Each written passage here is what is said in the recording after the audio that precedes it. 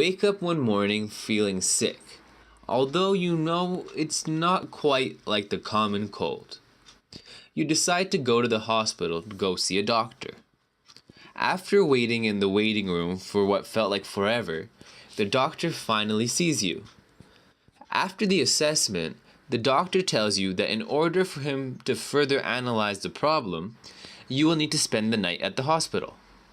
They provide you with the usual essentials, a hospital robe, a bed, and some hospital food, and soon enough, you're fast asleep. The next morning, you wake up feeling some significant soreness on the lower left-hand side of your stomach, and you're connected to an IV for some reason. You look down at your side and are shocked to see fresh stitches. Fully awake now, you call in the nurse and demand to know what's going on.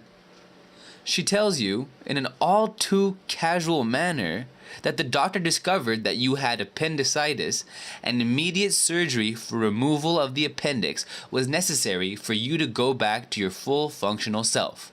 It was what the doctor felt was the best course of action for you and decided to proceed with the surgery while you were asleep around 5 a.m. this morning. In absolute disbelief, hearing that you had surgery performed on you without your consent, you asked the nurse how on earth they assumed it would be okay to perform surgery on your body without so much as informing you that you had appendicitis in the first place. She calmly responds that you had actually consented to the whole thing when you had signed the acceptance and intake waiver form when you first visited their clinic 7 years ago. This is an extreme example of an unethical action towards a person without their consent or knowledge of the reality of the situation. Here is a more engineering-related example. You just bought a new iPhone, but after a year and a half, you feel that your iPhone is getting slower and slower. So you ask one of your electrical and computer engineering buddies on how to fix it. Your friend suggests that you delete some apps to free up some space. Even though you don't want to, you still listen to your friend's advice and delete some very important apps, including some of your favorite games. However, to your dismay, the iPhone is still very slow. Finally, you are fed up with the slow working iPhone and decide to buy a new one because you think this is just how phones work and it just may be too old and phones get slow over time. A little while, or approximately a couple of iPhone generations later, you find out the truth of the matter. In mid-2017, it was discovered that Apple had been sacrificing the performance of iPhone models SE to 6S Plus with the system iOS 10.2.1 in order to prevent unwanted shutdowns and to enable longer battery life.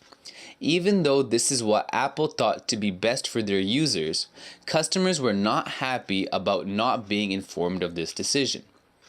They were also under the impression that Apple intentionally decreased the performance of their products in order to drive customers to buy newer models.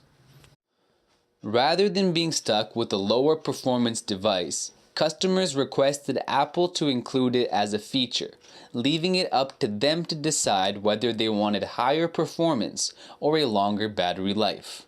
Apple agreed, sending out a formal apology and explanation of their actions, as well as offering those with an iPhone 6S Plus or older a discounted battery replacement.